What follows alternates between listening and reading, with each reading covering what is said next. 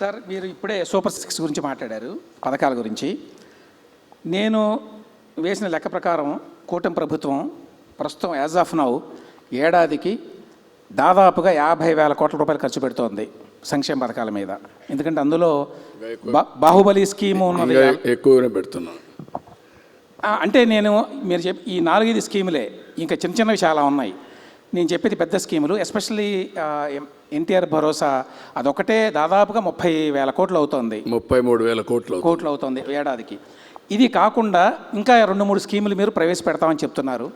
అవి కూడా ప్రవేశపెడితే ఈ బడ్జెట్ అంటే సంక్షేమ బడ్జెట్ 1,00,000 కోట్లకు వెళ్ళేటువంటి అవకాశం ఉంది.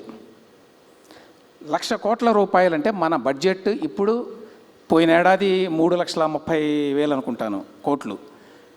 1,00,000 కోట్లు అంటే దాదాపు మూడో వంతు సంక్షేమం మీద పెడితే పెట్టగల సామర్థ్యం ఉన్నదా ఆంధ్రప్రదేశ్కి ఇవాళ వస్తున్న రెవెన్యూస్కి? అంటే అల్టిమేట్గా పబ్లిక్ ఏదైతే మేము చెప్పామో ఆ రోజు దాన్ని నిలబెట్టుకోవాల్సిన అవసరం ఉంది.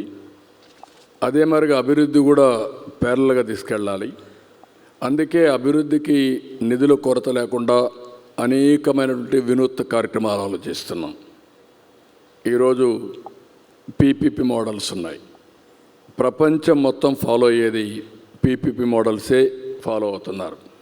ఒక ఎయిర్పోర్ట్, ఒక పోర్ట్, ఒక రోడ్డు, ఒక టెలికాం, ఒక పవర్, ఒక కాలేజ్, అన్నిట్లో.